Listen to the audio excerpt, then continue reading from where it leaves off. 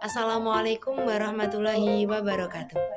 Di video kali ini kami dari kelompok 10 kelas 1 FPAI mata kuliah Hadis Terbawi akan menjelaskan materi kita yang membahas tentang hadis metode tanya jawab yang beranggotakan 1. Arsada Fahma, 2. Kotur Nada Jinan, dan 3. Natasha Amanda. Baik, langsung saja kita ke pembahasan yang pertama. Sekarang masuk pada hadis Muslim dari Abu Hurairah.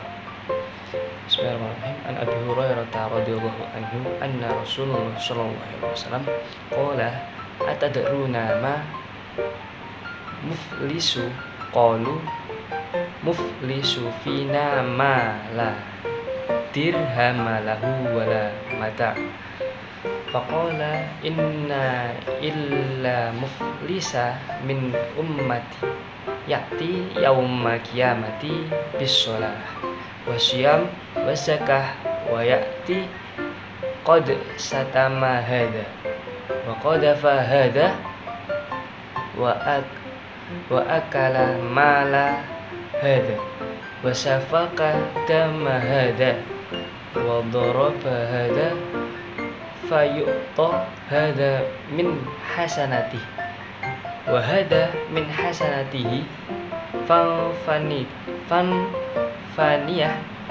hasanatuhu qabla ayyuqda ma alaihi uhida min khotoyahum faturihat alaihi summa turiha finnar. Yang artinya dari Abu Hurairah radhiyallahu anhu, Rasulullah SAW bersabda, tahukah kalian siapa yang disebut orang-orang yang bangkrut? Kemudian para sahabat menjawab, orang yang bangkrut menurut kami adalah orang yang tidak memiliki dirham maupun harta benda. Kemudian Rasulullah SAW bersabda bahwasanya orang yang bangkrut dari umatku adalah orang-orang yang datang pada hari kiamat dengan membawa pahala sholat berupa puasa, zakat, tetapi dia juga datang dengan membawa dosa karena telah mencela orang lain, menuduh dan memfitnah orang itu, memakan harta orang lain, menumpahkan darah orang, dan memukul orang lain. Maka akan diberikan kepada orang-orang yang dizoliminya dari kebaikannya. Jika kebaikan sudah habis kemudian sebelum seluruh tanggungannya terbayar, maka diambillah dosa-dosa mereka yang dizolimi tersebut dengan dibebankan kepadanya, lalu ia pun dilemparkan ke dalam neraka. Hadis riwayat Muslim nomor 2581. Itu masuk pada asbabul wurud. Untuk asbabul wurud dari hadis ini tidak memiliki asbabul wurud yang dijelaskan secara rinci dalam riwayat hadis yang populer. Akan tetapi hadis tersebut merupakan penjelasan dan motivasi dari Nabi Muhammad SAW kepada sahabat-sahabatnya bahwasanya orang yang bangkrut sesungguhnya itu bukan orang yang tidak memiliki harta benda dan lain sebagainya, tetapi orang yang dimana semasa hidupnya itu menzalimi orang lain seperti itu.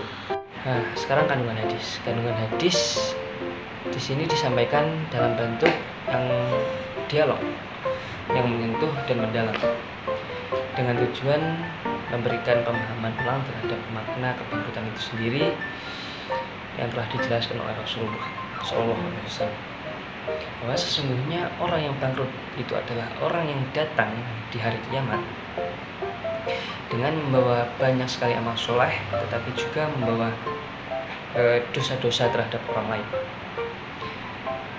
atau biasa kita sebut itu zolim. Nah, pahala kebaikannya itu akan diberikan kepada orang-orang yang dizoliminya. Nah, dan jika pahalanya itu habis, maka dosa-dosa dari orang yang dizoliminya itu dibebankan kepada orang yang berzolim. Setelah itu dia akan dilemparkan ke dalam neraka. Oke, baik, di sini saya akan menjelaskan poin selanjutnya yaitu tentang nilai-nilai yang terkandung dalam hadis tersebut. Yaitu yang pertama yaitu nilai keadilan, yang dimana hadis ini itu menegaskan bahwa setiap bentuk kedoliman kita kepada sesama nanti akan ada balasannya pada hari kiamat. Jadi Allah itu sangat menjunjung tinggi nilai keadilan, karena setiap tindakan kita saat menyakiti orang lain ataupun mendolimi orang lain nanti juga akan ada balasannya pada hari kiamat. Orang yang kita dolimi ataupun kita sakiti, dia juga akan mendapatkan haknya kembali nanti melalui pengurangan pahala dari orang yang mendolimi dia tersebut. Yang kedua, nilai tanggung jawab dan moral, yang dimana di sini tuh dijelaskan bahwa seseorang itu tidak hanya bertanggung jawab kepada Allah saja, namun juga harus bertanggung jawab kepada manusia juga. Di sini ada maksud bertanggung jawab kepada Allah itu seperti kita melaksanakan puasa, zakat, sholat seperti itu. Itu saja tidak cukup. Jadi kita harus hablum minanas kita itu juga harus baik, seperti kita bersikap adil, menjaga tali persaudaraan. Karena perilaku buruk kita kepada seseorang nanti juga akan dipertanggungjawabkan di akhirat kelak. Yang ketiga yaitu nilai keadilan. Ini hampir sama dengan yang tadi, nilai tanggung jawab dan moral, yang dimana di sini itu sama-sama menjelaskan bahwa ibadah saja tidak cukup kalau kita mempunyai akhlak yang masih buruk. Jadi seseorang itu boleh rajin puasa, rajin sholat, rajin zakat, tapi semua itu tidak akan cukup jika seseorang tersebut tidak memiliki akhlak yang baik.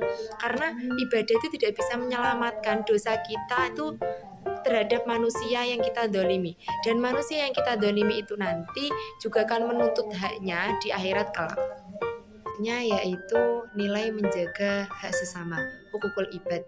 Maksud daripada hukukul ibad ini sendiri yaitu hak manusia ataupun hak sesama. Jadi setiap muslim itu diperintahkan untuk menjaga nilai persaudaraan antara sesama manusianya.